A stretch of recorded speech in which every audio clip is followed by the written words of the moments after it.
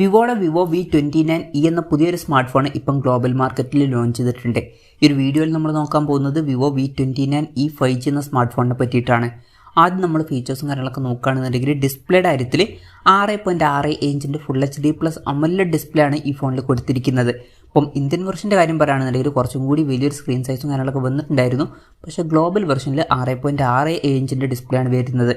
പിന്നെ ഇന്ത്യൻ വെർഷനിലെ പോലെ തന്നെ 120 ഹെർട്സിൻ്റെ റിഫ്രഷ് റേറ്റ് ഒക്കെ സപ്പോർട്ട് ചെയ്യുന്നുണ്ട്. എടുത്തു പറയേണ്ട ഒരു വ്യത്യാസം വരുന്നത് ഇന്ത്യൻ വെർഷനിൽ കർവ്ഡ് ആയിട്ടുള്ള ഡിസ്പ്ലേയും കാര്യങ്ങളൊക്കെ വന്നിട്ടുണ്ടായിരുന്നു. പക്ഷേ ഗ്ലോബൽ വെർഷനിൽ ഫ്ലാറ്റ് ആയിട്ടുള്ള ഡിസ്പ്ലേ വരുന്നുള്ളൂ, കർവ്ഡ് ഡിസ്പ്ലേ കൊടുത്തിട്ടില്ല. പിന്നെ പീക്ക് ബ്രൈറ്റ്നസ് വരുന്നത് 1150 നിറ്റ്സ് ആണ്.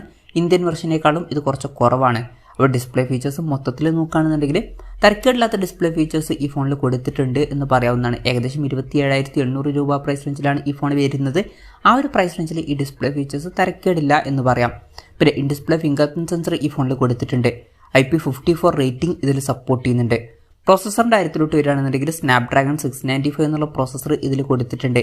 27,800 രൂപ പ്രൈസ് റേഞ്ചിൽ ഒരിക്കലും ഇത് ബെസ്റ്റ് ആയിട്ടുള്ള പ്രോസസ്സറാണ് എന്ന് പറയാൻ പറ്റില്ല, എന്നാലും തരക്കേടില്ലാത്തൊരു പ്രോസസ്സർ എന്നൊക്കെ പറയാവുന്നതാണ്. പിന്നെ ഇന്ത്യൻ വെർഷനിലും ഇതേ സെയിം പ്രോസസ്സറും കാര്യങ്ങളൊക്കെ തന്നെയാണ് വന്നിട്ടുള്ളത്. 5G സപ്പോർട്ടും കാര്യങ്ങളൊക്കെ ഇതിൽ വരുന്നുണ്ട്.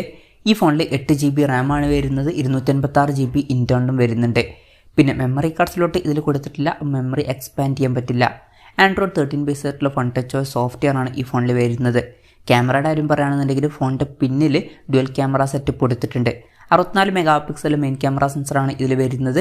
ഇതിൽ OS ഫീച്ചർ സപ്പോർട്ട് ചെയ്യുന്നുണ്ട്. 8 mega pixel ultra wide angle ലെൻസും ഇതിൽ കൊടുത്തിട്ടുണ്ട്.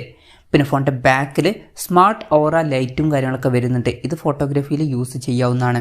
ഫ്രണ്ടിൽ 50 മെഗാ പിക്സൽ സെൽഫി ക്യാമറയും ഇതിൽ വരുന്നുണ്ട്. ഓൺ പേപ്പർ ഇന്ത്യൻ വെർഷനിൽ വരുന്നതിൻ്റെ അടുത്തുള്ള ഒരു ക്യാമറ സ്പെസിഫിക്കേഷൻ തന്നെയാണ് ഇതിലും വരുന്നത്.